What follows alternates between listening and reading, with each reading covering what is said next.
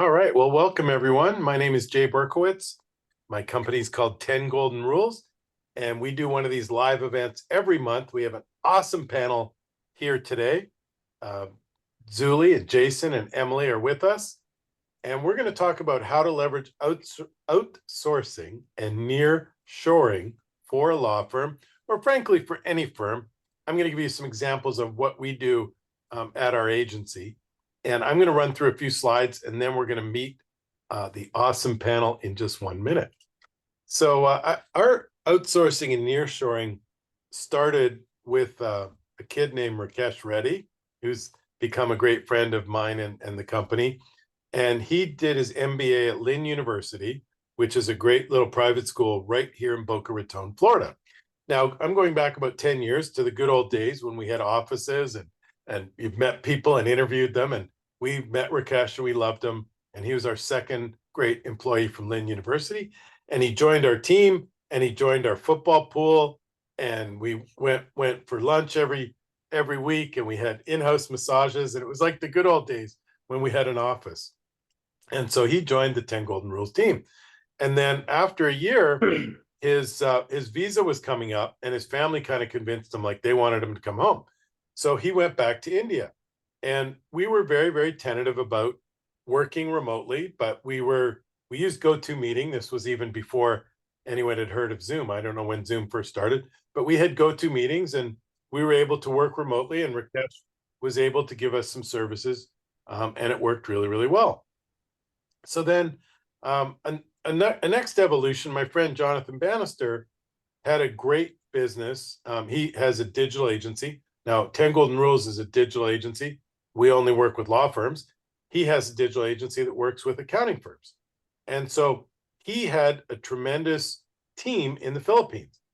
And after a while, he started doing like training programs, SEO training programs and PPC training programs to get great new team members for his team. He was up to 40 people in the Philippines. And after a while, some of his buddies, like myself and some of his other buddies, started asking him, like, hey, you've got this great team in the Philippines. Can you get us some great people in the Philippines? So he started doing these training programs every month, getting, great new graduates of the training program, and he could cherry pick the best performers in those courses, and he would make them available to us. So we were very successful getting some of these graduates and some of the folks that had worked for him and were looking for bigger and better opportunities. And now we have 3 people working remotely in the Philippines, both with Jonathan's help and without Jonathan's help. So we've become accustomed to using outsourcing and nearshoring. And I want to explain the terminology just before we get into the panel. So the first term a lot of people use is outsourcing. And to simplify that, it's basically any third-party contractor that handles a task that would have been handled in-house. Like before Rakesh moved to India, we'd never considered, outsourcing some of our core. Like he did a lot of our reporting and a lot of our digital setups for programs, setting up analytics and things like that. And it worked great. Like we were able to work with him, but we had the advantage that we'd worked with him in the office for a year. So outsourcing could be down the block, could be in another city, state, or country. So basically, you're going to outsource a task to someone who's not a regular W-2 employee, who's a contractor, and Rakesh has continued to be a contractor for us. Now, offshoring would essentially be the same thing, but by definition, it's in a different country. It's offshore. And historically, most of us worked with people in India, people in the Philippines. We're prominent, but we've had people all over Eastern Europe and whatnot do technical tasks. So the example is a law firm in Texas could hire specialists located in India. And then the term that all of us on the call really like is nearshoring. It's a new term, but it's a little bit more precise in that we're hiring third-party talent from another country. But one of the advantages of nearshore just means that typically you'd have someone in South America or Canada, and it's a more similar time zone. So there's, the folks that we work with overseas are tremendous. Like a lot of them work the Eastern US hours, but it is definitely I just find there's a little bit of an advantage if you can find someone great who has a closer time zone, and by definition, therefore they're in South America or Canada. And how do we make it work? Like I just wanted to share a few of the things that work really well in making it seamless. First of all, we're all super comfortable on Zoom. So a lot of our team meetings and our different meetings are held on Zoom. Secondly, we use Slack, which is our communication. And if you don't know Slack, it's like, I guess Google has a similar tool. Microsoft has a tool. By the way, we share jokes. This one was, what did the buffalo say to his son when he left for college? Bison, bison, bison. I don't know if that one will make it to the joke of the week this week. And we use a tool, a project management tool called ClickUp, and there's a time tracking element. So I guess it's a plugin software called Harvest. So we're able to, all of our meetings are like this. We're on camera. We can talk to each other. Slack is very interactive, effective, and then ClickUp is a project management software that basically lays out the work these folks are going to do. We can check their work. We can make sure we're on schedule. We know when a project's completed, and we can do time tracking with that. So we're able to work very seamlessly by using digital assets. The next piece that we find super effective is having a lot of team building activities. And obviously, it's not the same as going for a cocktail, or we used to go for lunch. Rakesh would pick the Indian place, and Austin would pick the Jamaican place. But we do virtual cocktails, or if it's someone's birthday, we might just throw together a quick Zoom at the end of the day on Friday. And then we've done some organized activities. Like one of them was a jailbreak. Another one was a Lego building thing. Here is my little Lego guy I built in the Lego building, but it was kind of like a team building thing where someone guides you through these exercises, and we all got to explain like why we were building our Lego and what it was representing in terms of us and our team and our mission and things like that. We've done trivia nights. Again, there's companies that do these kind of events. And then the final one that turned out to be a lot of fun for everybody except me, I didn't even know this was coming up. I recently had a big birthday, and the team decided to do a roast of me, but it all took place on Zoom. We had, everybody had a lot of fun at my expense, and that was great, let me tell you. And then in terms of making everybody feel like part of the team, everybody's a full-time employee, even if they're like paid through a company. They get an @10goldenrules email address. They attend team meetings. We use the same HR structure. They report to someone in the company and have regular one-on-one meetings. We're on EOS, so everybody participates in our level 10 meetings, etc. And the final thought, I just wanted to share like some of the benefits for us and some of the downside. First of all, we still treat it like all of our managers, all of our department managers, and directors are U.S. based, and then our and our customer service, like our account managers, are all U.S. based. So everybody in the other countries is kind of like a level down in terms of our org chart. Doesn't mean that tons of my friends in like my lawyer mastermind and tons of law firms are having incredible success with having attorneys and having SEO managers and directors and account managers overseas. We just haven't done it yet.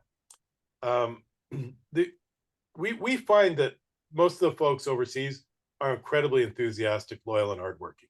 Like they love to be a part of a U.S. company or a North American company. I'm originally Canadian. I say U.S. now.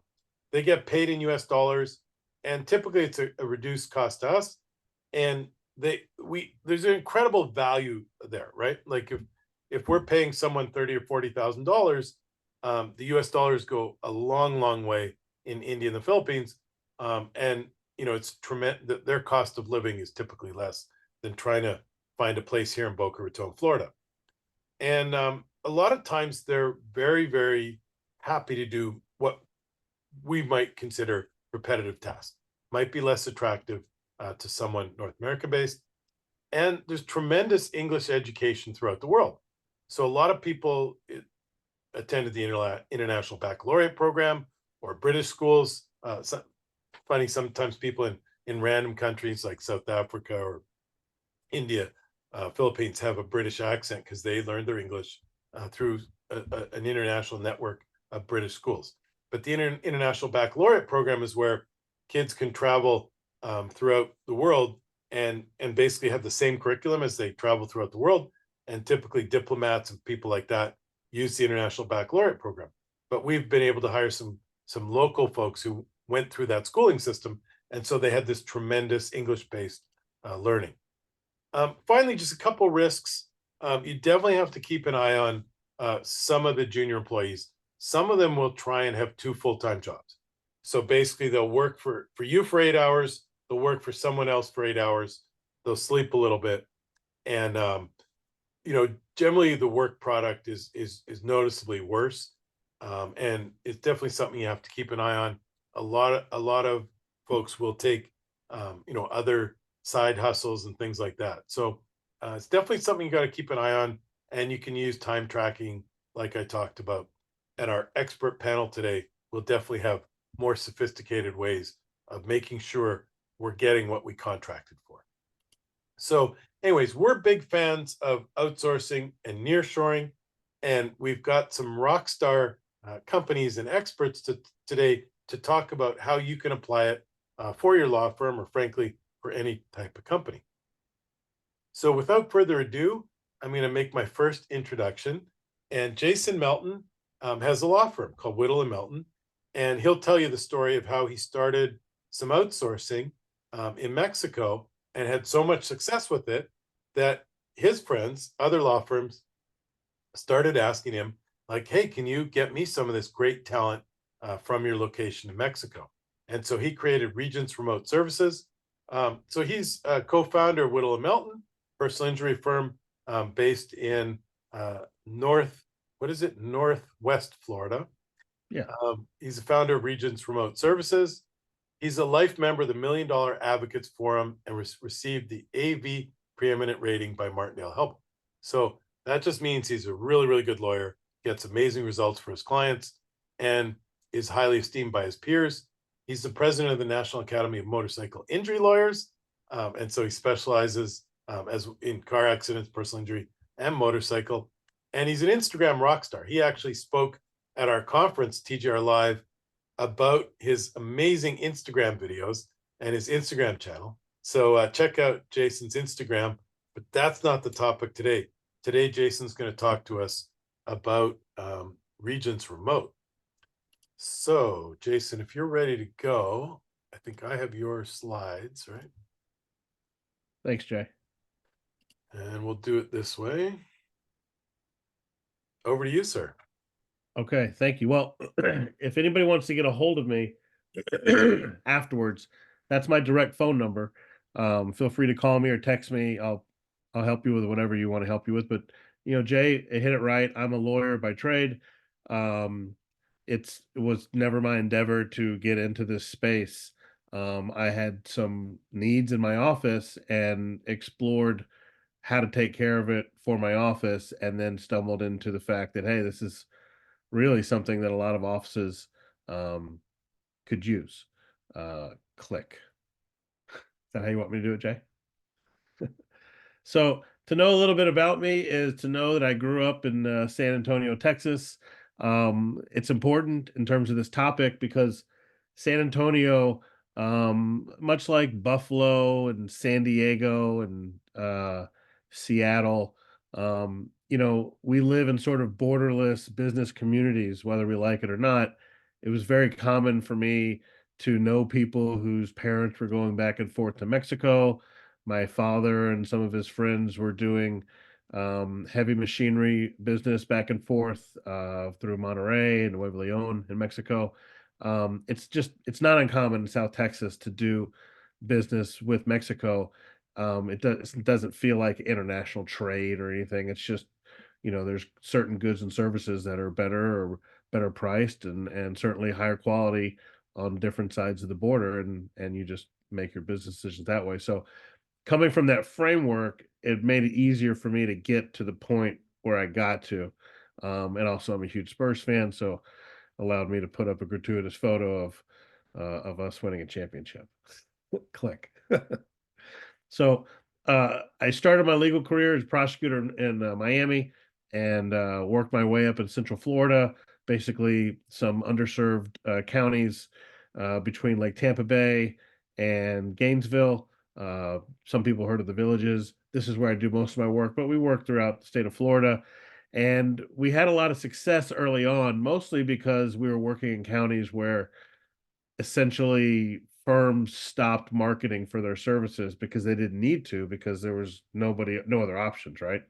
So we decided to really hustle and try to encourage folks to hire us.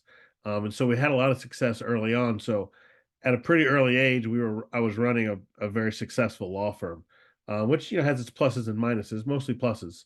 The minuses is that um, just like any other business, I too got comfortable with sort of our status and wasn't sort of looking at cutting edge ways to get better because I know we're good lawyers. We've always done a good job with the practice of law. The issue is always running the business and being more efficient. So we started to see a little bit of a drop in some of our staff issues towards the end of last decade. Click.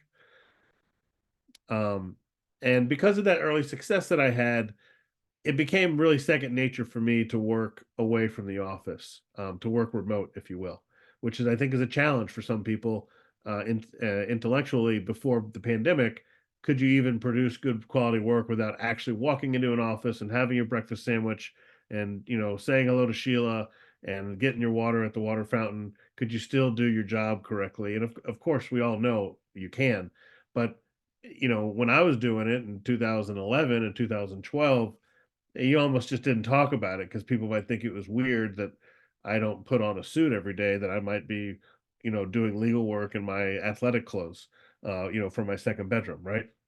Um, so click.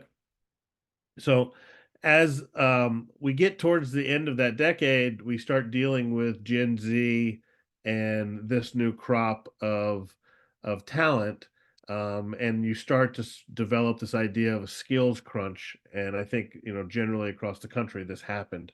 Um, in my law firm, I found that there were some jobs sort of at the lower of the totem pole, front office jobs, if you will, front of the office jobs, or I was continually having to train and refill these jobs, and I couldn't figure it out. And I started to notice this sort of lack of an interest in a career, um, changing jobs for small amounts of money or parking spaces, wanting a pat on the back for coming to work every day this week, this sort of attitude, things that would become second nature for us. But for this generation who had gone through a total collapse of the economy, um, you know, parents or maybe themselves had gone through 9/11 and the after effects.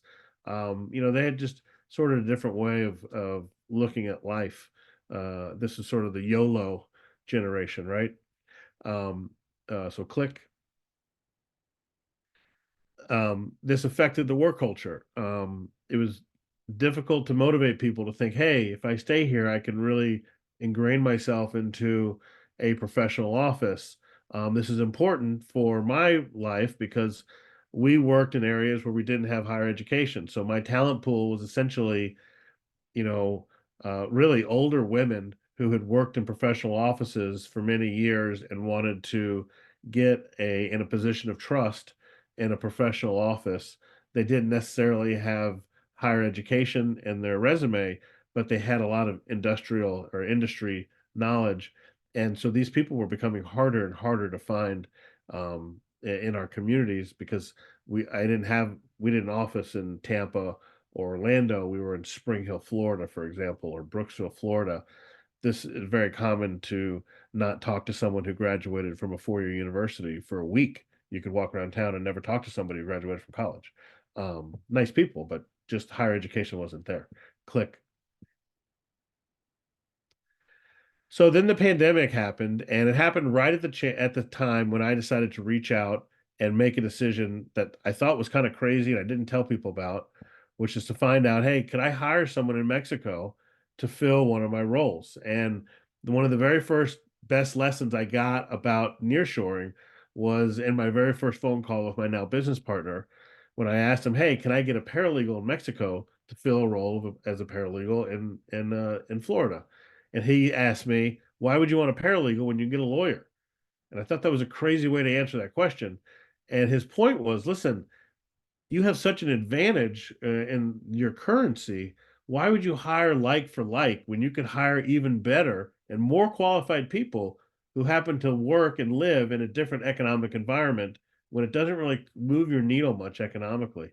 And so we started out by hiring lawyers to fill roles as legal assistants. And that really shaped my head about nearshoring. One of the greatest advantages for nearshoring, it's not cost. I mean, cost is important, of course. That's sort of how the journey always starts. Oh, you can get more for less, but it's the more that's more important than the less. It's always going to be cheaper to hire beyond our borders because of the strength of the dollar. The real issue is you can get people who you could never afford ever in the United States to fill these roles because of the economy. And by hiring lawyers to do tasks that I normally would fill with people who might go to a 6-month class in paralegal studies allowed me to get work product that was way beyond anything I'd ever had before. And oh, by the way, I was paying a third of what we were paying before. And it's important because a lot of the space is filled with, flashes of prices.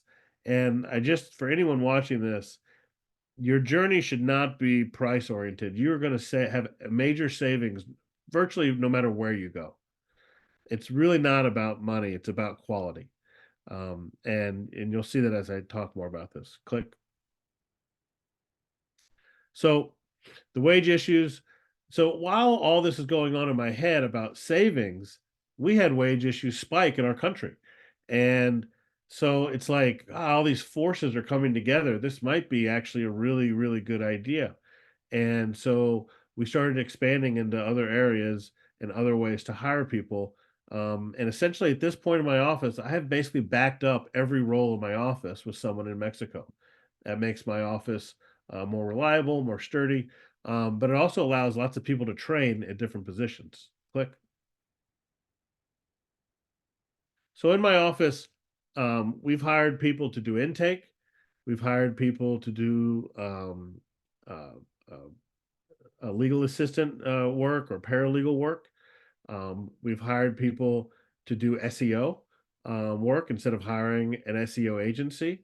Tremendous savings there, and they work 40 hours a week. But the first most value added position I ever filled was a video editor, and it allowed me to really crush the Instagram space. I'm going to show you a video that I just published like last week. It took me about 50 seconds. I probably recorded about 50 seconds of video from my cell phone on like the breakfast area at a hotel I was staying at had closed. I walked out back where a table was, and I just answered a question that it's a pretty obvious question about the most important question I think when hiring a PI lawyer. And I filmed it, sent it to my guy in Mexico, and he turned it around the same day into a video. So let's just play that video just to give you an idea. I'm just going to reshare with the audio on. Sure. Share send.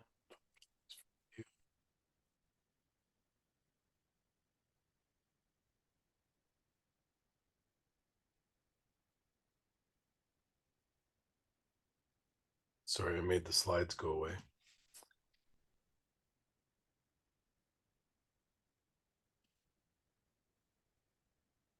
Should work now. When selecting your personal injury lawyer, if there's one question you have to ask, tell me about your last jury trial.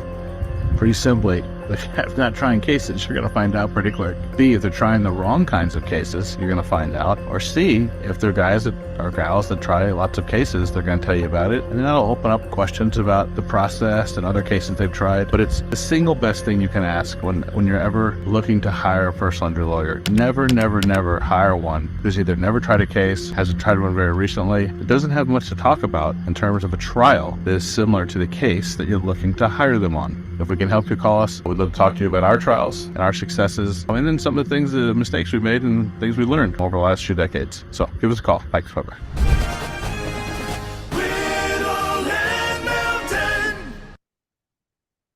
Okay, click. And so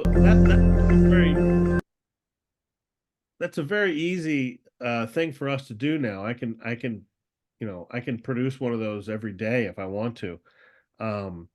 And that's because we had the ability to hire very talented people in Mexico who understand how to do video editing. But that goes with all of our positions. One of the values of hiring in Mexico as opposed to Manila is that if you want to meet with your team and have a meeting, you can do it. I think there's something like 30 something flights that go into Monterrey a day. That's where our home office is, but we also have an office in Mexico City.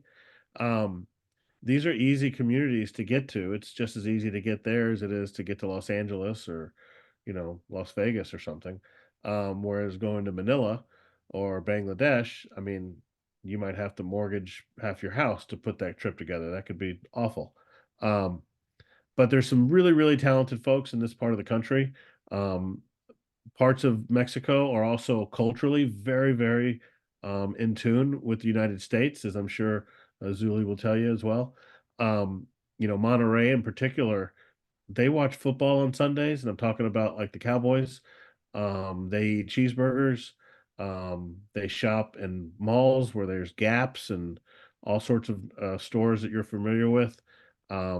It's not, Mexico City is certainly that's a great counterpoint because Mexico City, although very international, it is very Mexican.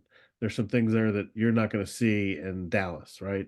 But in Monterey, you could, if you turn the sound off and just looked around, you might be confused where you are because it doesn't appear to be a different country.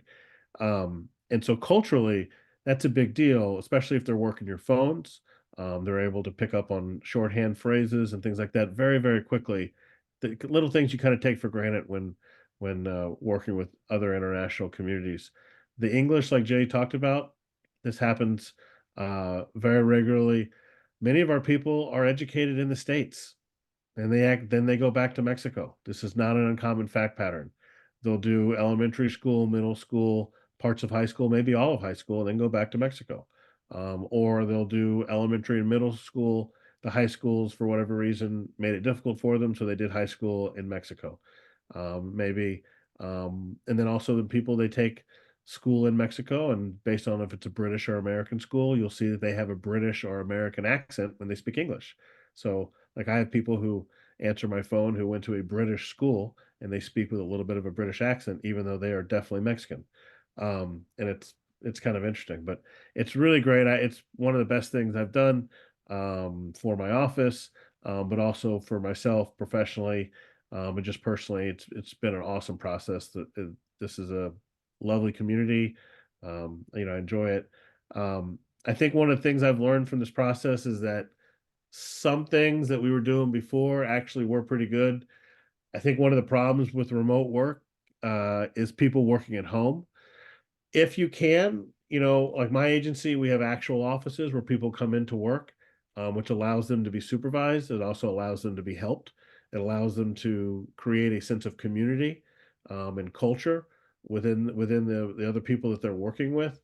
So if you can, if you're hiring internationally or hopefully through Mexico, which I'm partial to, work with an agency like Regents or others that have actual offices, in an IT department and things like this, so people can get all those quick services and quick help, but also it helps them build a sense of community. And trust me, them being supervised and them coming to work, it does make a difference. We've found that probably 85% of the small issues that come up with hiring with our staff, those have been the ones that worked at home. versus the one that came into the office. But other than that, I look forward to the other two presentations, and I'll be here to answer more questions. Jason, I didn't tell you, I'm always going to sneak in a couple of my own questions Oh, sure. because I get to, Yeah, as the host. So you mentioned something interesting. I hadn't, we've talked a lot about this in the past, and I've recommended you to a number of law firms. You said that you back up each employee with an employee in Mexico. And we talk at our firm a lot about redundancy. So yeah. what's the strategy there and how do you execute it? So that wasn't the plan, really. The plan was just to hire people who were really skilled to help the firm. But then as I started to do it, I'm like, one of the things that make any organization really good, and I, unfortunately, because I'm my head is geared towards sports. It always has been. And any good team, I don't care what sport it is, the really good teams, they all have terrific benches. So that if somebody gets hurt, gets in foul trouble, arrives to the game with a stomach flu, they can put somebody in and it's like nothing happened, right? And it's the same thing here. So I still have paralegals in the United States. I'm not crazy. I'm not firing people, but I'm expanding and I'm growing with the talent in Mexico, and they're learning. And one of the great things about hiring people who are highly educated, which I think I hope if you've gotten anything from what I've said, that you've taken that from what I've said, is that they have learned how to learn, right? There's nothing more frustrating as an owner when you're training people and you have to retrain them or go over things again, right? Though they're trying hard, but they're just not getting it. It's one of the reasons why hiring smart people is really important, because you can teach them things and then they'll take it to the next level. They'll ask you things you hadn't thought of, which, like in my office, for instance, we haven't drafted a lawsuit that wasn't drafted in Mexico first in about 4 years. A lot of the discovery we're doing it in Mexico first. We're not filing things from Mexico, but these people, when given a challenge, because they're smart, they took it to the next level and continued to come up with new things that they could do.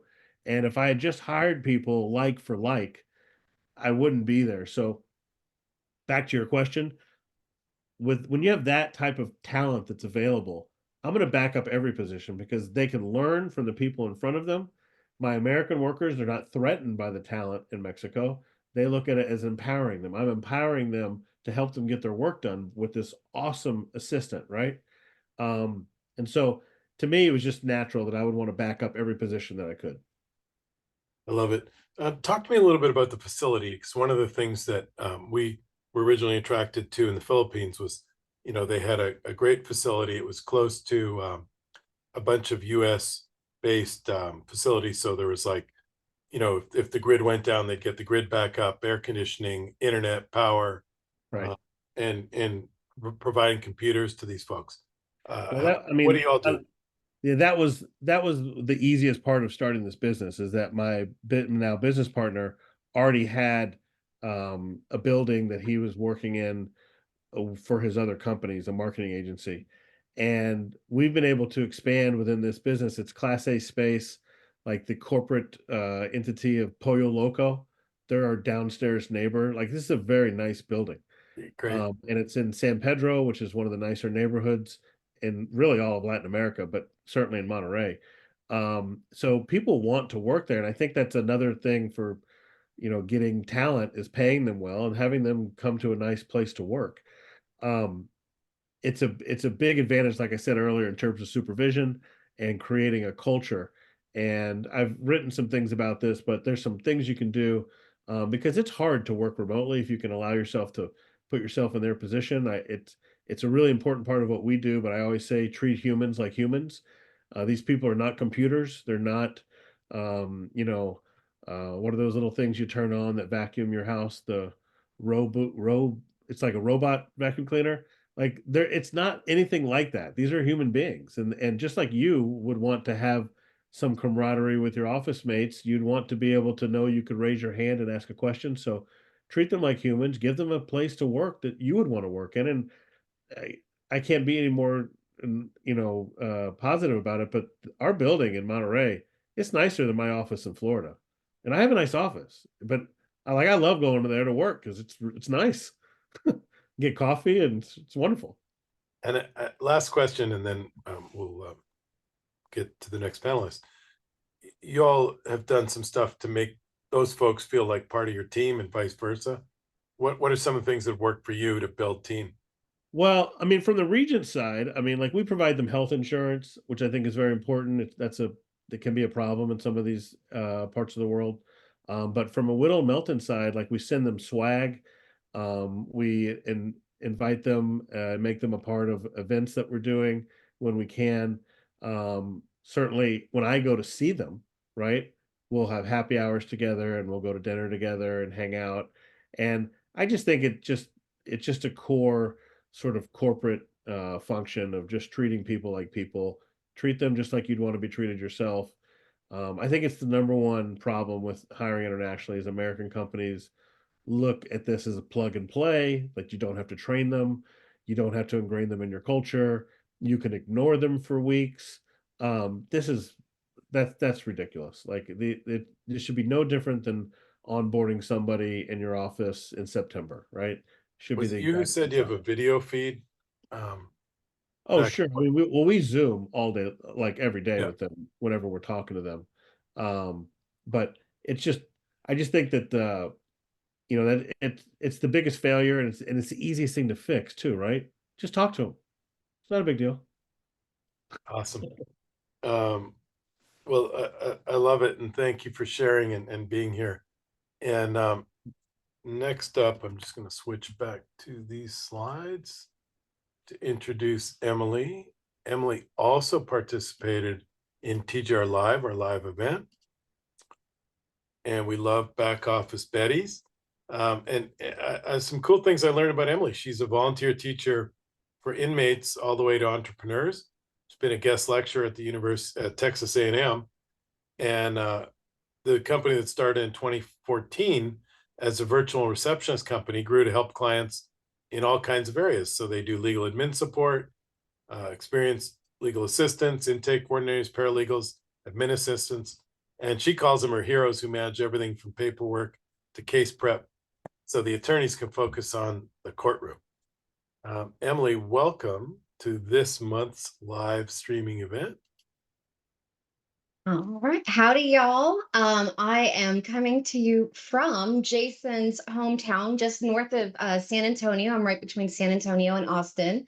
And I started the company again in 2014, and I wanted to share a couple of my golden rules of outsourcing. And I'm going to focus on fractional outsourcing because that's where we shine and that's what we specialize in. So we do fractional remote staffing, focusing in the administrative areas for law firms. And that would range, again, from anything from the legal assistant, paralegals to virtual receptionist. And up next, we are adding firm administrators. And one thing that we do a little differently is we are 100% US based. So we'll get a lot of attorneys who need someone. We get very specific requests. They're like, I need to be matched with a paralegal who has litigation experience in New York. So all of the team members that we bring on and we vet and we have a very thorough recruiting process for have worked boots on the ground in law firms located in the US. And so we can get down to the nitty gritty of I need a workman's comp paralegal, whatever it is that they need. And they want experience in that particular area. So I wanted to share some of my golden rules, but first up, fractional outsourcing means hiring people who are at the caliber of being a seasoned professional. They're incredible at what they do, and they work for you fractionally only as needed. So you might need someone 20 hours a week. It could be less, could be more. And so what we don't want to do is hire one warm body and try and sit them in every seat in the org chart. And that's one of the biggest mistakes that I see law firms making is, I always say, like, let's pull out your org chart. Let's look at all the roles that you need to have within the company and who's sitting in the seats. And a lot of times the attorney's sitting in 3 or 4, they hire one person expecting them to take on 5. And my stance on it is, why not get 1 or 2 who are incredible at what they do? And let's figure out what you're incredible at. What is it that fires you up and has you saying, thank God it's Monday. I can't wait to get to work. You love creating great results for your clients. You like connecting with the clients. Those are the things that move the needle for the firm. Everything else needs to go off the plate. And so that's really what we specialize in, is finding people who are amazing at what they're doing. They're going to be less expensive. They're going to get it done faster. They're going to get it done better because they're doing what they love. And so you can focus on doing what you love. So one of my golden rule number one is unspoken expectations or premeditated resentments. I have learned this the hard way, that when we are outsourcing, we need to make sure that we're setting expectations up front. So the role needs to be clearly defined. Oftentimes we know we're overwhelmed, we know we need help, and we're just like, get a hot body in a seat. But we really need to take the time up front to define the role. They need to have KPIs. So we've talked about having to watch and manage team members. Our team members have been almost 100% in the green across the board, quarter after quarter after quarter. We've been a remote company from day one, over 40 employees, and the team is performing well without needing the oversight because they're held accountable to the key performance indicators. And when they're held accountable to those, they have to show up and deliver. And so we're getting the results that we need. And they don't require as much oversight. They're also working within what I call their unique genius zone. They're doing work they love. Finally is, do I have the time right now to train someone? Do I have training materials? Am I going to need to invest time? And when I've brought on my own virtual assistants, I've had to say, all right, Emily, buckle up. It's going to be like 30 days. It's going to be rough because you're going to have to train this person, and you're going to have to invest extra time when I'm already stressed out and already short on time. And just know that. So one of the tips I give is, if you don't have training, we use Trainual. So if you don't have training already, have your new person come in, have them say, let them know, I need you to create Loom videos. I need you to document whatever it takes, but you're going to be creating the role and the procedures for your role. So I want you to start writing down everything I'm teaching you on, load it up into something like Trainual or Google Drive. So now we have the role defined. And if we do have to replace that person for whatever reason, it's a lot easier. And then finally is the expectations. Am I prepared to invest the time and the money to make this successful? So it's just throwing money away when we say I need help, but I'm not willing to invest the time to onboard, train, and make that an efficient process. So next up, I wanted to share a quick case study, and this is my own case study. So we save 56% off the cost of hiring a C-suite. So till we're about a $10 million company, there's no way I'm going to have an entire C-suite of full-time C-level people. And I need a CTO, CFO, CMO, all the C's. And so we drink the Kool-Aid, we eat our own dog food. We hired a fractional team of C-suite. So it's not just limited to your admin team. You can also utilize this with your C-suite. Doing this has saved over $614,000 in what we would have to pay in salaries for that C-suite. And I'm hiring people who have that same seasoned level of experience that I would get if I were hiring someone off the street with 5-10 years of experience for those roles. So highly recommend the fractional. I just wanted to share kind of my own case study. And what happened when we did this and hired the C-suite this way, we doubled our revenue in 1 year. So getting the right people in the right seats to help move the needle make the biggest changes. Golden rule number 2, and Jay touched on this, we also run on EOS, so the weekly same page. Again, teams don't need that oversight when we're doing the same page meetings. We're reviewing their scoreboard every week. We're reviewing the KPIs, reviewing the to-do list. And now we're not having to have these really weird, awkward performance management conversations a month or 3 months down the road, because we're meeting every week and we're communicating expectations. We're following up on the to-dos. If they weren't done on time, why not? We're talking about it right then and there. Just kind of laying it all out on the table.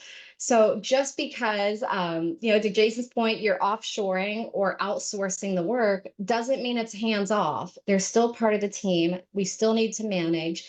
And that's what creates the dream team. Golden rule number 3 is culture. And this is something that everybody's touched on. I found a study in Gallup that your revenues are 33% higher in companies that have incredible culture. And so I wanted to share a quote, and this is from my fractional CMO. She said, I've worked at Fortune 500 companies with endless resources and massive HR teams, but Back Office Betty's has been the best company culture I've ever experienced.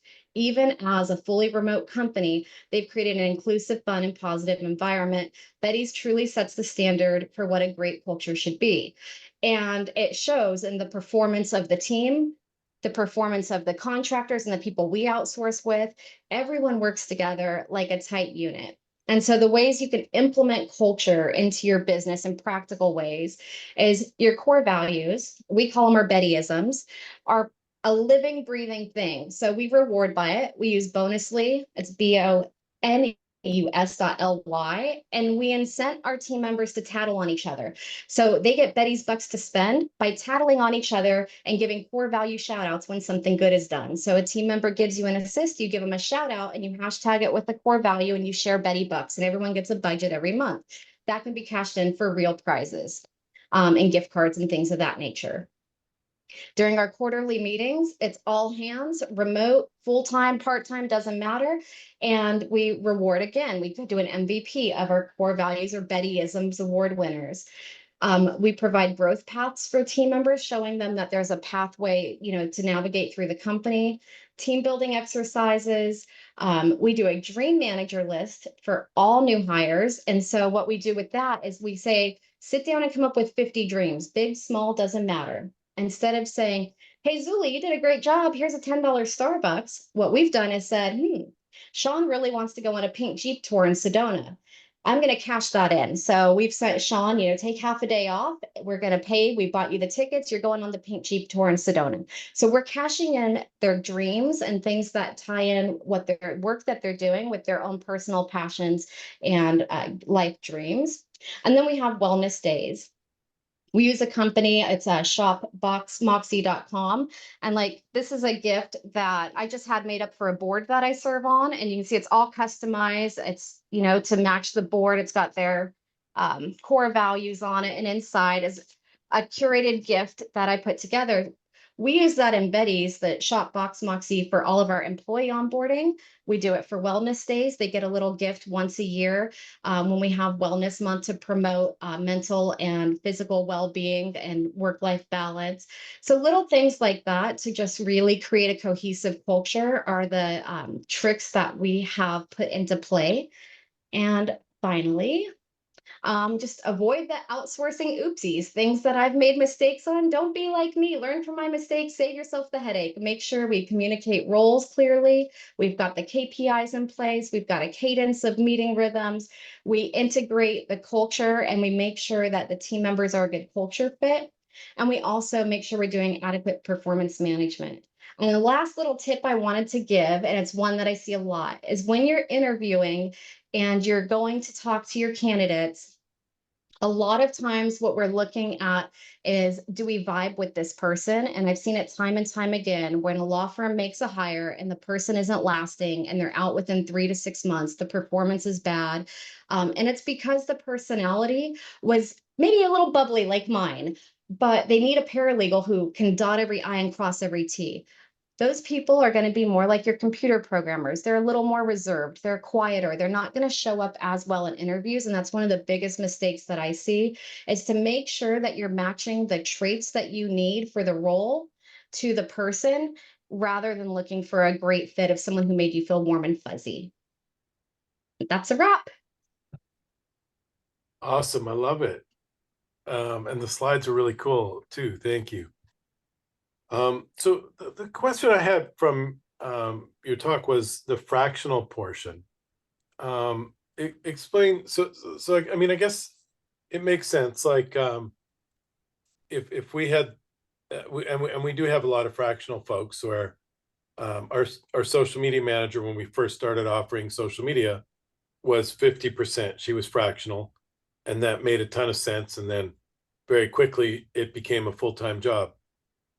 You said that the fractional, you hire the right person for the right seat, at the right percentage, I guess. Is that correct assumption?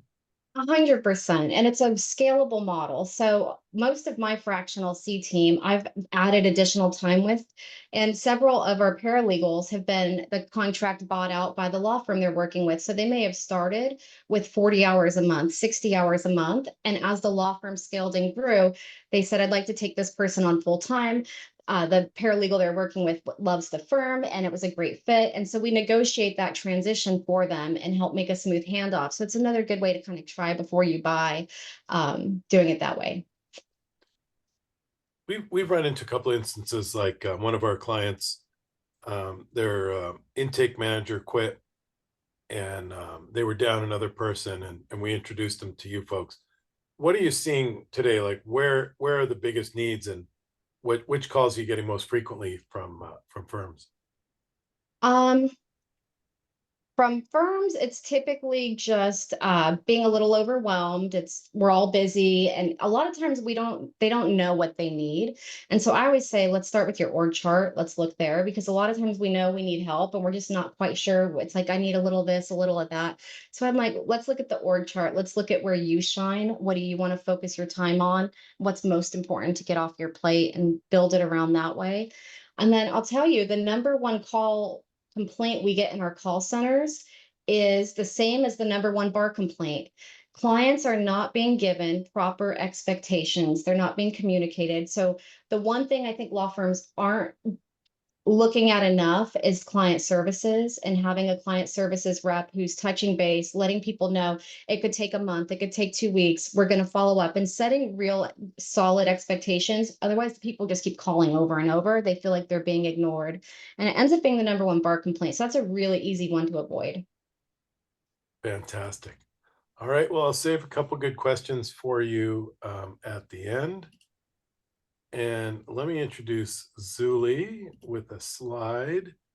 So she did her MBA in marketing in Monterey and has extensive sales and marketing experience before spending the last 9 years as the co-founder at ProFinder International.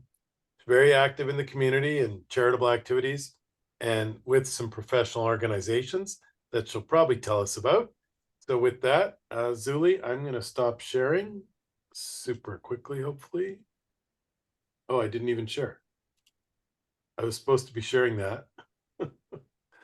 I'll stop sharing and over to you. All right. Well, thank you so much for this great opportunity of talking about nearshoring and the great benefits for law firms. It's been a while since our first client started working with us in 2014 at the end of that year. And we just went into this marvelous world of helping companies in the US with great talent from Mexico. You can see my screen just to confirm. Yes, all right. So, and we are located in Puerto Vallarta, Mexico. So big greetings from sunny PV. If you haven't been here, I suggest you to consider it for your next vacation. I'd like to talk about the strategies to avoid pitfalls during nearshoring implementation. Nearshoring is a great resource for law firms and many companies. However, there are some issues that we have encountered over the years that we'd like to share with you in how to avoid them, what strategies we've used, and how to make the best out of this strategy.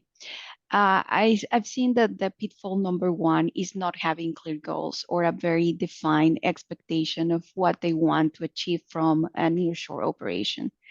So the strategy is to establish a very, establish with your nearshore provider these expectations. What are you trying to achieve?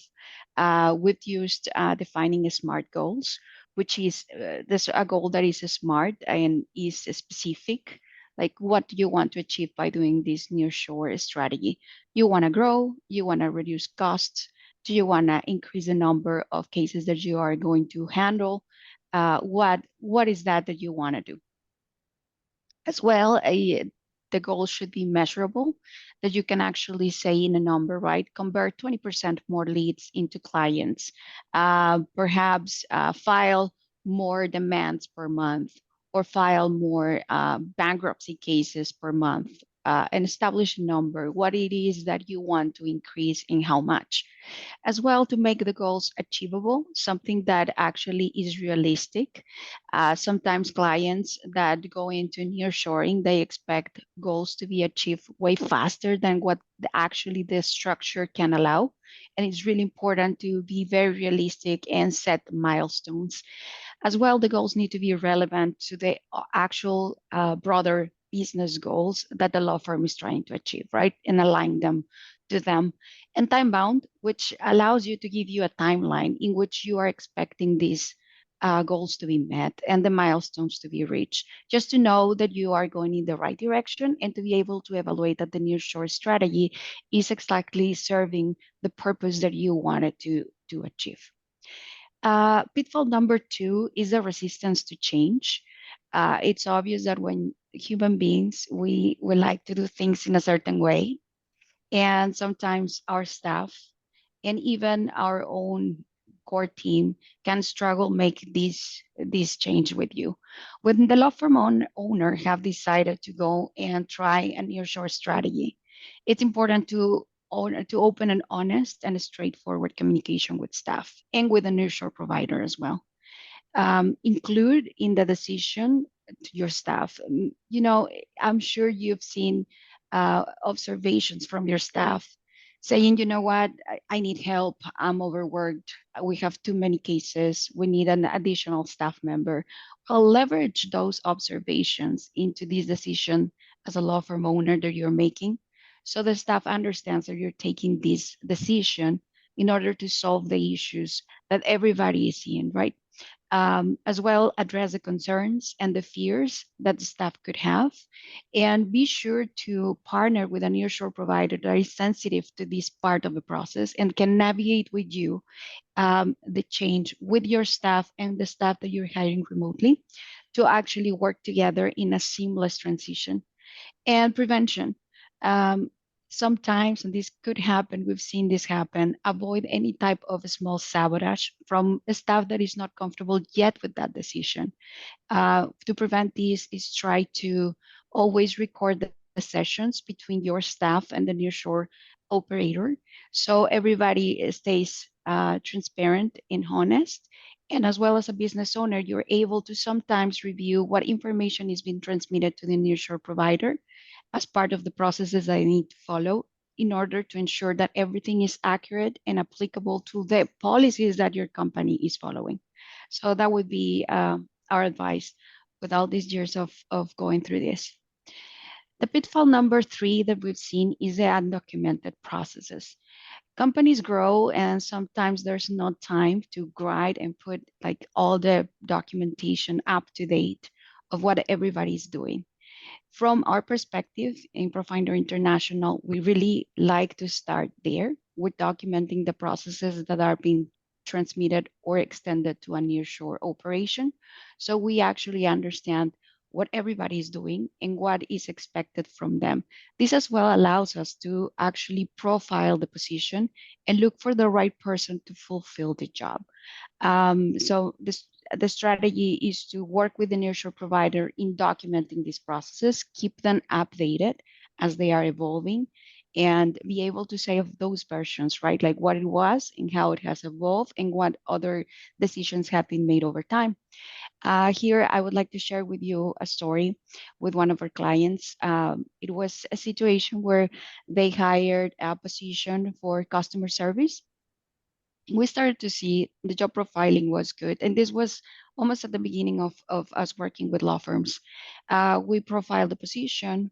We hired the person who had a really good, resume and had good skills and had actually done a great job with psychometrical testing and everything else that we do. And what we were finding is this person was not being very stable in producing the result. So after observation and asking the people around the position, like, hey, why do you think this person is not completing the job? I remember talking with the partners of the firm, several attorneys, and they all said, this is a fairly easy job. It's actually simple. We don't understand. I talked with the senior paralegals. They said the same. And basically what we said is, one thing is what everybody perceives to be, and one another thing it's what it is. So we jumped into the position and actually did the job, and we discovered that what was very simple for the most and the highest skilled people in a company was not so easy for somebody in an entry level position. That ended up into developing a whole team that allowed the attorney to serve better their clients. This person in customer service was in charge of actually uh, capturing and answering all the email and mailing that was arriving to the company on a daily basis. So almost about 250 emails daily with all kinds of level of of complexity, from the most simple things to the most complex things. And when we decide to document and to actually give the answers to customer service without interrupting attorneys and interrupting paralegals, we were able to actually save time, increase the customer service satisfaction, and stop the gremlins, what we call down here, when you don't answer the question of a client in a fair timeline. The client would actually convert the same question into three additional phone calls, text messages, and emails, and you're gonna create for your own self like uh, uh, basically just a lot of work, but it's not efficient because just turning one question into three emails or phone calls when you can just solve it more efficiently. So the training manuals ever since has been for us the way to go in every position that we work with. And we adapt to basically whatever the law firm prefers to do in each aspect of the process. Over time, we're able to raise our hand and propose changes that could allow for, efficient processes. But documentation is one of the things that we've seen brings better results when you start there. Pitfall number 4 is the lack of confidentiality and information security. The strategy is to establish clear policies for both, for near your own site location and for the nearshoring office. Um, keeping private conversations about compensation between your staff back in the US and the staff in the nearshore locations, to make sure that you ensure that those communications are, not they are not available between them, just to avoid issues. There was one time back in the time as well, we had an issue with a staff member that was working from California that found out that the Mexican staff was receiving, as part of the benefits by law that you have to give to employees here, a small Christmas bonus, even though the staff in California was making 3 times more what the Mexican staff was doing. That created a lot of HR issues. So preventing those kind of interactions, it's important. The same with the communication outside of the professional environment. It's difficult with social media, but at least to not encourage it. It's important. So they are part of the same team, but you don't want them to have discussions of other things that could make it a little problematic, especially in the onboarding step. After that, then I think everybody grows as a team and that doesn't matter anymore. But at the beginning, it's really important. As well, keeping the operations in an on-site location, even when you are doing a nearshore setup, having people working from an office like Jason does, it's really important. It actually keeps the security of your information of your clients safe, as there is a level of management and it's a level of security protocols on an office. What we do in Profinder is we create a space just for each law firm where there's no other interaction with staff that is working with other law firms, just to avoid conversations and processes of how everybody does their own thing. We keep it super, super private, and fostering an environment of productivity where the staff arrives to work and they don't have to worry about their computer setup, their licensing to enter any of the software that they need to work with, or the internet connection. And last but not least, the pitfall number 5 is a lack of effective management and leadership in the nearshore location. A strategy for this is choose an experienced nearshore partner who can offer that layer of management, so you can actually get the best out of the team in this nearshore setup, that can actually supervise, that can train, can retain, can actually grow with the staff in the areas that they can grow, so they can do more, solve more complex things, to be able to create career paths and avoid turnover. The idea of opening a nearshore operation is to avoid the issues that you may have on your own location, right? Like turnover or people not wanting to stay there as a career. So you do need a heavy leadership in the nearshore operations. And of course, I mean, the benefits of nearshoring outweigh by a lot the negatives that could be. So there's great benefits. We've seen it with our clients, attorneys who were so ingrained in the operation that were unable to take any time off because the operation would stop. And by doing nearshoring, they were able to take vacations for the first time in 15 years. So we have become the favorite for the families and the wives of the attorneys and the spouses, because now there's time for them to spend with their families and still have an operation that is going as normal. Mhm. Awesome, Zuli. Thank you. Really cool slides as well.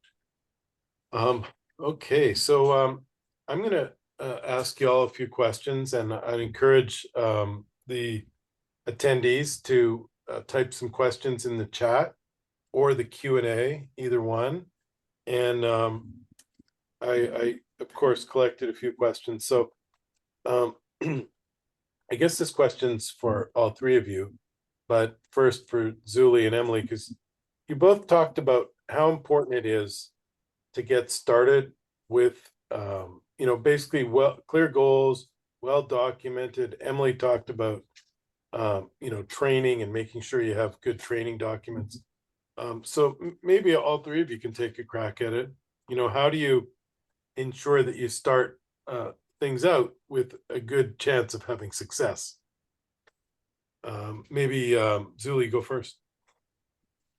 Yes, well, one of the first things that we would like to do is to see what law firms have already documented. Maybe it's not much, maybe it's a diagram, maybe it's just small pieces here and there. Would like to see that. And then one of our core team members insert into the operation where the position is going to be taken. So we can actually complete that part of the training at the the training manuals at the same time that we're producing the work. So we have used this strategy after working with law firms for so many years and understanding that this is the most effective way of doing so. And that's where we create manuals. We create any type of tools that could help the position to learn what they need to be doing. And as well, we create diagrams of workflows to see what comes next, what comes after, and we make it very process-based. So at the end of the day, the conversation with our clients is not other but factual. The process was not met, the process was not followed, or we need to improve. It's a 3-step process, let's diminish it to a 2-step process. So that's how we've seen more effective throughout the years. Great. Emily, you want to take a crack? Absolutely. So I like to work with the department head who is doing the hiring. So doing kind of a just conversation to figure out the scope of the position, what the requirements are. We can define KPIs if it's never been done before. We can utilize different tools to help create KPIs. And if we have someone else in the role and KPIs have never been created, a great question to ask is, what does success look like for you in your position? And then we can take that information from someone already doing well at the job and building KPIs that way. So that's really important. And then just from a recruiting standpoint is we like to magnetically attract or magnetically repel, just like you would in marketing when we're sourcing candidates. And so we'll use keywords that might be repelling to one person, but attractive to another to make sure that we're attracting the right type of people for the role. Yeah, I mean, I agree with everything's what has been said. I mean, I wrote actually 3 ebooks about hiring and onboarding and managing or supervising. And the onboarding one to me is maybe the most important of the three, because you could maybe hire the wrong person, but if you train them well, you might still have a shot, right? Um, and if you hire the wrong person and don't train them well, then managing them well won't matter. But for me, for training is uh I say, give yourself some space. You're not going to get it done in a day or two. I think for certain positions you can do it in maybe 3 or 4 days. Other positions you really should try to do like 2 weeks. And I really believe in going from the ground up. I will let the people know, hey, here's some newspapers. I want you to read that newspaper like every day for the next 3 weeks. I want you to start to really feel like you live here where our firm is. I give them quizzes about pop culture in our area, like sports teams and politics and everything. And the reason is this stuff creeps up in depositions, it creeps up in phone calls for intake. You know, what were you doing yesterday? Oh, I'm a little hungover because I went to the World Series parade yesterday. Well, if you have no idea that the baseball team in the community is any good, you might sound like someone who's in the Philippines. And I don't want them to sound like they're in the Philippines. I want them to sound like they're local, or at least as close to local as I can get them. So we do a whole thing on culture before we ever even get into the job itself. And then I really want them to understand our organization.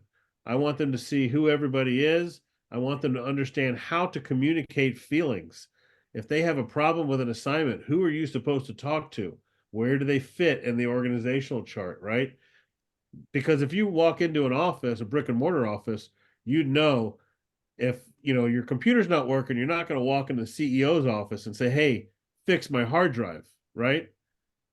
But if you're working remotely, it's just an email address. Every email address is just a couple keystrokes, right? You still need to give them the sense of order to your office. And I think once you start to really drill down on these cultural issues, the job stuff is easier because then they see where everything fits. They understand here's some templates of previous work that was done. Who did that work? I can even see them in the org chart, right? Who do I go to? And I think all that stuff, when you lay that sort of that lattice work down, the actual work itself becomes much easier to deal with because in their mind, they know where they sit in the structure and where things need to go, where it goes when I do it, who's going to give me feedback, who I can raise my hand to. It all gels together. And I think, at least for me, maybe again, because I'm very visual. I want to see where I fit in an organization. I want to watch the movie. I want to feel like I'm there. Great answer. And while you're rolling, Jason, Kara Crane has a question for you. How many employees do you have in your law firm? What percentage of your staff is nearshored? And what is the average cost per employee versus a full-time staff in Florida? Yeah, I saw the question, and I felt like I couldn't answer it and type. I have 5 plus 3. I think I have 11 virtual assistants right now, and I think in total we're probably 24 people. So not half, but darn near close, right? Um, Obviously the cost of the virtual assistant is considerably less than someone who's in the office. Um, but when you look at the overall cost of the virtual assistant, it even goes lower, right? Because I'm not having to go get more office space in Florida. I can do it through the agency who already has office space in Mexico, right? The electronics are cheaper.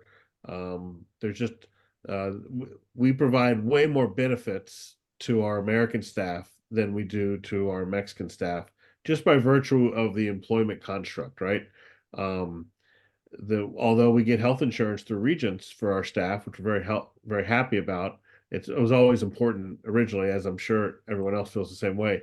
I don't want anyone ever to even consider words like sweatshop and these sorts of things. And like Monterey, we've talked about Monterey. Monterey's really, really industrial town.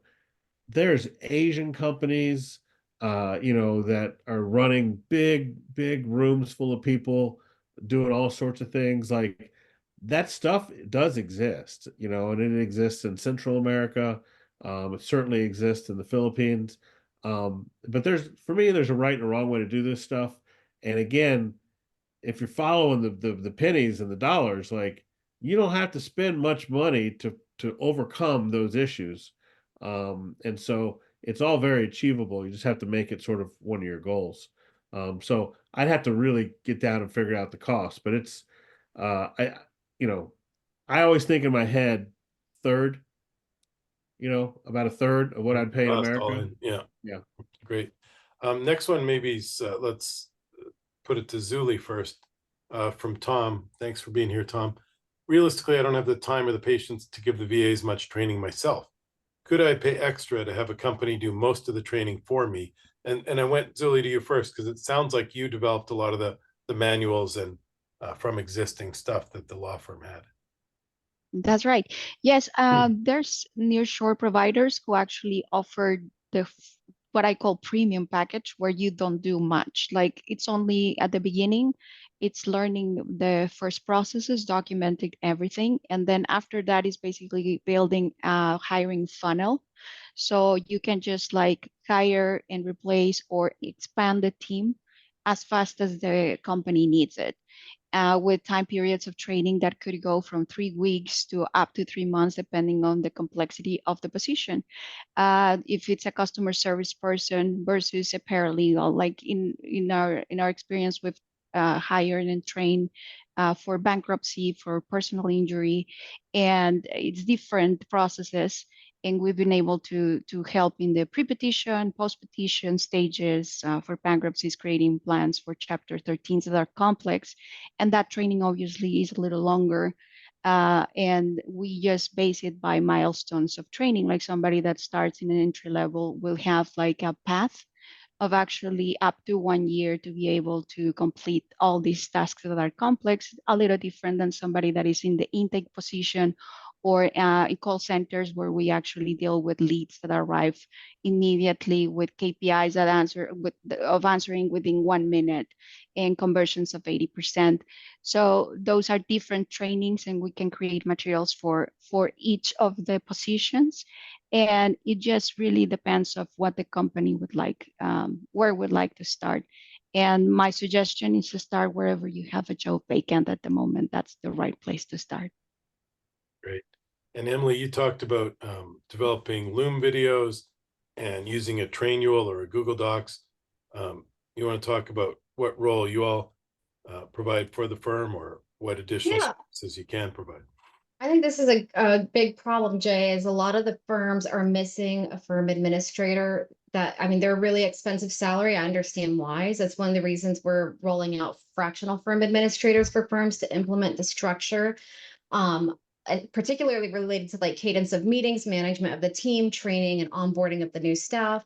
So somebody needs to own that role, and it is too much for an attorney to do when they're also trying to do all the other stuff. So if they don't have a firm administrator, I would recommend, again, this is one of those like C-level roles that if you can't bring one in full time, go fractional, and it's going to completely transform the firm, having that role in place. Great. Another question from Kara Crane. Zuli, you mentioned the benefits required by law in Mexico. What are they, and who pays them, our firm or your company? Well, in our case, it's our company who hires the employee and who gets all the liability and all the benefits that need to be complied with. Usually the benefits for law here in Mexico for full-time employees have to be with medical insurance through the government program, as well for housing and retirement. And my recommendation is to make sure that the nearshore provider that you're working with complies with the benefits per law, because in reality, employees are looking for security, and they actually can't extend the time that they will stay in the company, will diminish turnover. Those are paid. In our case, we calculate everything and we give an hourly rate and monthly rate. However, with the understanding that the number of hours that the employee need to work are the full time. They cannot be less than the full time. And we just make it easier for a client in the US that calculates, the costs in an hourly way. We do it the same way. I guess this would be a good question for Emily, what common mistakes should I avoid hiring globally? Hiring globally? Oh, well, Because you don't, right? Like Emily mentioned, I all I her really folks are US. don't. I have not had good experiences trying to do it myself, and so I said reverse. I'm not going to go that route, and I'm going to stick to. I'd rather go fractional for the biggest one I started with was an accountant, and Jay, it cost me like $100,000 in mistakes, and I will never do it again. I don't care that she's a CPA from wherever she's from. Like it cost me so much money, and I was so burned that I said I'd rather go fractional expert that was someone local than do that ever again. So I would not be a good one to answer that one. I'll hand that off to Jason. Yeah, I mean, for biggest mistakes, I mean, I just think that the biggest mistake, it kind of dovetails to a question you had earlier, but is that you need to be able to invest the time to make this successful. And if you think you're going to do it like you're just going to go to Best Buy and go buy a computer and go back to the golf course, this thing's going to fail. You need to have the time to properly interview clients, properly interview the staff to make sure you're going to get the one that you think is a good fit, and you want to lean on psych tests, and you want to lean on like for me, I have a whole process that I've laid out in my ebook, but give them work, have them do something for you and give it back to you. You don't just have to hire them if they're bubbly, but then when you train them, really train them. And for me, like I always tell my law firm owners, like if you're planning on going to work and meeting with clients and signing up new cases and blah blah blah, and you're going to train this person and supervise them, bro, that's going to be a tough road. I don't know if there's enough time there. So you need to have someone in your office that person can really lean on, can raise their hand. I have a question about this assignment, someone where they can get feedback. And this just goes back to my first points. Just like if you had that job, you want to be treated like a human being, you need to have some way to communicate with people. We talked about clearly defined KPIs and tasks. That's what all that's about. They have to have a place to communicate. It's all about, like, one of the words I always use is over communication. And with remote staff, there's nothing more important than over communicating things, because you have to make up for those water cooler conversations and those lunchroom jokes and those parking lot interactions, none of which occur because the person is 1,000 miles away sitting in an office in Monterrey, Mexico. They don't get the benefit of hearing those jokes, hearing about Betty's issue with John because they had some issue with the case management system and the way they fixed it. They didn't get to hear any of that, right? So the way you make up for that is by over communicating everything else. And it's not perfect, but sometimes you end up with even more able employee than you have in your office because they're putting on helmets and they're running through brick walls because they're not even caught up with the other stuff, right? So sometimes it's an advantage too, but you got to over communicate. I'm sorry, I asked Emily the wrong question, but because we got a bunch of questions coming in from the LinkedIn Live as well. How do you avoid potential remote workers working multiple jobs? That's a good question. For our call center agents, we give them all of their computer equipment and everything, so they know we have monitoring. The other thing is they literally can't walk away from their computer without us knowing and it's the same thing with our VAs. When we've got chat set up, it shows you when someone's idle. It shows you when they're not available. We have time tracking. We have a cadence of meetings. If you've ever worked with anyone who was slacking, you know they're slacking. Everyone knows they're slacking. It's no surprise. And what I find is just with the right KPIs in place, it works out well. Has it happened? Yeah, we've caught them. I had one gal who left her mic on, and we could hear her when she was supposed to be doing offline training and getting paid for this. She left her mic on, and she's got her buddies over, and they're all watching TikToks. Fired. Like, these things happen, but you can tell in the performance and the way people show up. It's not hard. We overthink it way too much. They're either hitting it, they're getting the metrics, they're getting the results, or they're not. It will show up. We had another good question on the chat, and Jason answered it, but nobody else can see it, and obviously we want to get it recorded because some of y'all are watching this a year from now on our YouTube channel, the 10 Golden Rules YouTube channel. So give us all a shout out, and please give us a comment and a subscribe on that YouTube channel if you are watching it. So Jason, the question was from Kara again. Are your nearshore employees handling caseloads directly themselves or assisting the US-based paralegals? And part two is, who's handling the client communication? Yeah, well, I'll handle the second part first. Everybody's communicating with clients because just to back up Emily's point earlier, there's no easier way to lower your stress level and to do a good job as a lawyer than to communicate with clients and any avenue possible: text, email, phone calls, person to person in the office. Any opportunity to communicate with your client, you should take advantage of it. If nothing else, also just to piggyback on something Zulu said earlier, you answer a question properly in the beginning, it stems off 4 or 5 other phone calls and a bunch of other junk, right? So you get a client used to knowing, to trusting that if they ask a question, they get an answer. They're not going to send you 1,000 emails over everything else and stress about them, because they know that you're going to be available when they actually need you, right?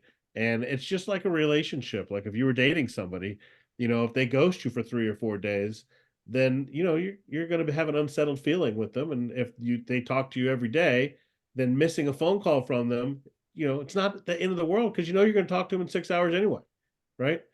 But the first part of your question about what was the question?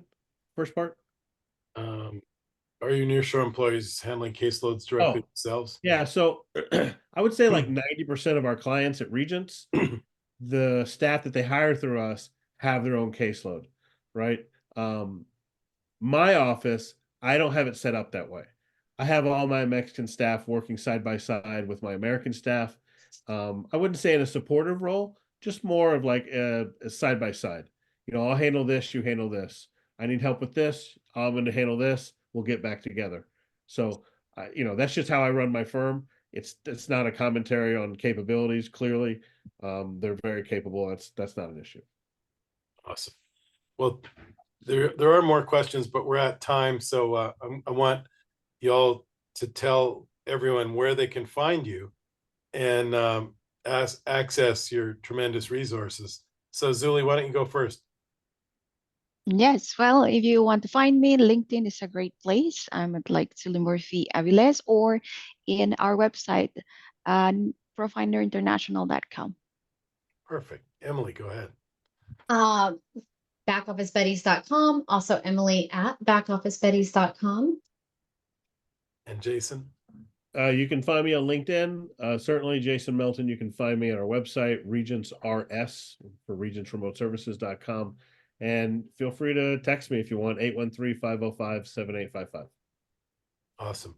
And Jay Berkowitz, I'm Jay Berkowitz on most of the social medias, because I beat Dr. Jay Berkowitz and Professor Jay Berkowitz to the new socials. And 10goldenrules.com is spelled out TEN goldenrules.com.